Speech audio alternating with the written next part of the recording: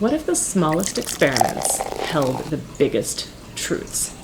Let's explore curiosity in its most compact form with Tiny Experiments by Anne-Laure. If you have ever felt stuck by the 9-to-5 job, the goal that society has kind of chosen for you, that very societally acceptable goal of just getting into a 9-to-5 career where you work for someone else, if that's ever made you feel stuck, you are not alone. The author felt the exact same way. She landed a dream job at Google. She had this perfect career. She had a brilliant team. She had, by any definition of success, she had made it.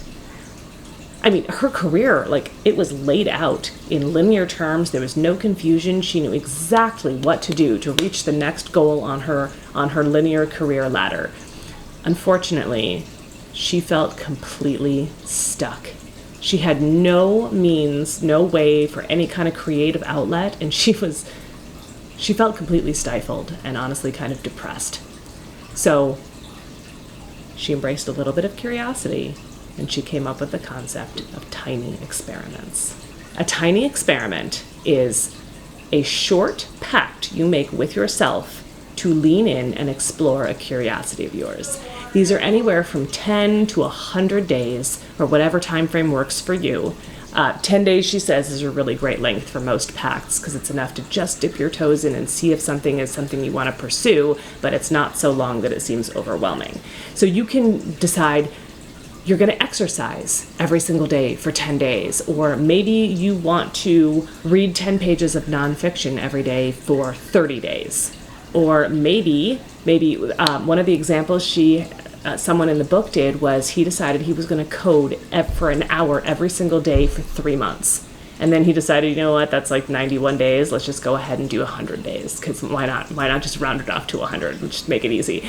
And so this is an output that you control yourself, because you can't always control the outcome. You can't necessarily decide that you are going to learn to code in 100 days, because that might not actually happen. But you can iterate and code for an hour every day for 100 days. Or you can read your pages of nonfiction every single day for a month.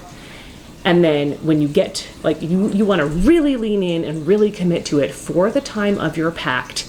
And only if there's you want to really commit to it unless there's some giant life event that happens. But most of the time, these pacts are short and unintimidating enough that you're going to be able to fully embrace it and really lean in and do it. And remember that at the end, you're going to look at it and you're going to examine, hey, what did I learn?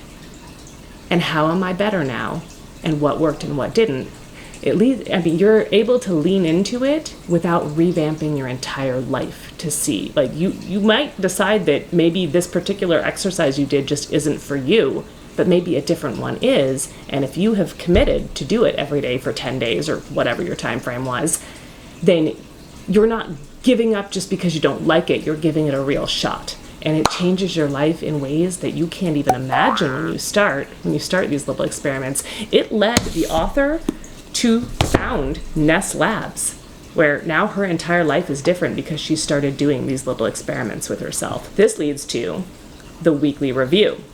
So spend about 5, maybe 10 minutes every week when you're doing these experiments and do a plus minus next review. So let's take a closer look at that. So here we have the plus minus next columns. In the plus column, you write down whatever activity you were doing and the good things you got from it, the good things that you learned in the previous week. And then in the minus column, you're going to write the negative things. Well, not negative things, but things that, if you were not able to do all of the days, maybe you wanted to do that workout and yet you didn't have time on some of the days because it wasn't in your calendar, or maybe you legitimately forgot to read your book one day because you didn't make the time, or it wasn't on your to-do list, or you're going to write down any issue you had. And then in the next column, you're going to decide on whatever action is next. This is not a judgmental exercise. This is just an honest look at what worked, what didn't work, and what to do next.